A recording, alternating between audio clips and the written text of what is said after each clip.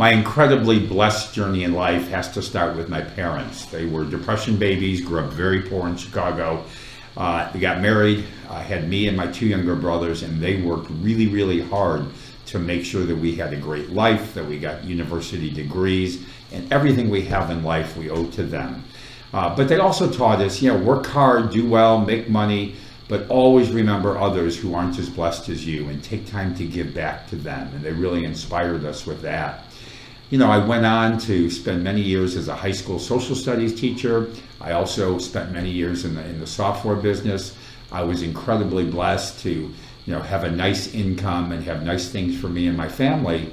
But the really important part of that for me is it laid the foundation for what I do now. Because I was able to be blessed and make some money and put it in the bank, I can do what I do now.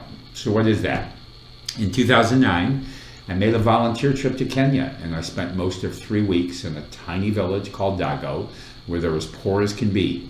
Family income under $2 a day, mud huts, no electricity, no plumbing, limited food, all that kind of stuff. And these people are the nicest, most polite, hardest working people you'd ever want to meet. And they enjoy life. They love life, even though I see their life is so tough. And you fall in love with all the children. Sadly, most of the children quit school about 4th grade. So when I left, I knew I had to do something to help. And a variety of things happened in the first couple of years, but in 2012, I started the Weiss Scholarship Foundation, really in memory of my parents. All this work is about my parents, because they believed in education that they couldn't get. And we started with one young man named Victor. We raised some money, sent him to high school. He's actually at university now. And then we said, let's raise some more money and we'll send some more children to high school. Well, in the last few years, we have awarded 54 full 4-year high school scholarships in a village where pretty much nobody had ever gone to high school. It has not only dramatically improved the lives of these children, it's improved the lives of the whole village. Before, there was really no hope. The cycle of poverty just continued over and over. Now there's real hope that life for everybody in the village can be better. These children that we're educating, they're going to grow up and do a lot of things to give back to their village, and everybody's going to benefit from that. One of my favorite parts in this journey here in Dago, Kenya, is we do video interviews of the children at their school. They're at boarding schools. And my favorite part is they all realize they are so blessed to have the opportunity that they have, because most of the children they grew up with are back in the village, and life isn't going to be any different for them, and that's sad. They are at high school where they have a chance to make all of their dreams come true. It's just a question of how hard they want to work, and it's very exciting when I see that, and I see the glow in them about the opportunities that they have. What I love about my journey, of course, has to start with, family. 2 incredible parents, my great brothers. I have lots of cousins and aunts and uncles, some of whom are passed now, but I was filled with love. I had so many people who loved me growing up, who supported me, who advised me, who pushed me to be better and get a great education. So it all starts with family. Then so many friends through high school, through college, and in all my work years. I'm still good friends with a number of people I went to high school with and college with. And that's a real blessing, to have all of that.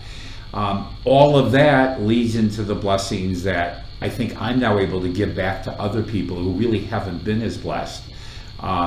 So the people in Kenya, the people in this little village of Dago, while I feel I'm helping to give them blessings, the reality is they're giving me probably far more blessings than I could ever give them. They appreciate life in ways that I think we've kind of forgotten about life here. They appreciate all the little things. They take time. They're not in a rush, where in our life and in my life I'm too often in a rush.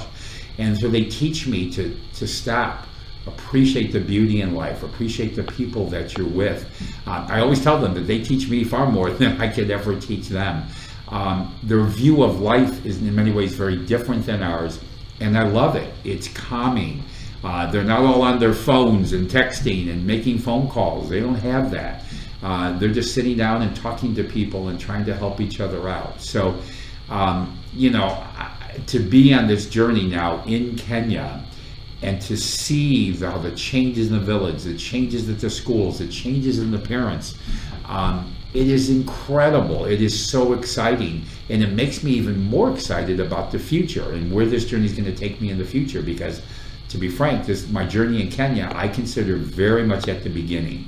We are going to be doing so much more. We're going to help out a lot more children and really change a lot more lives, and I'm very excited about that journey. What would I like to change about my journey? Well, the first thing would be, I was 57 years old when I made my first trip to Kenya, and knowing what I know now, I wish I had made that trip when I was 20, 21, 22, and there's so many more things I could have done. But I can't change that, but I wish I had done that. Beyond that, what do I need to change? There's a lot more we want to do for Kenyan children. And in order to get there, I have to change everything. I have to be open every day to change everything about the way I do things, whether it's social media, how I send out emails, when I stand up and talk in front of a group, what do I say? How do I say it? You know, all those things. I need to change everything. Our website can always be better. You name it. Any part of the organization, the business we run, has to be better. And I have to be open to that change.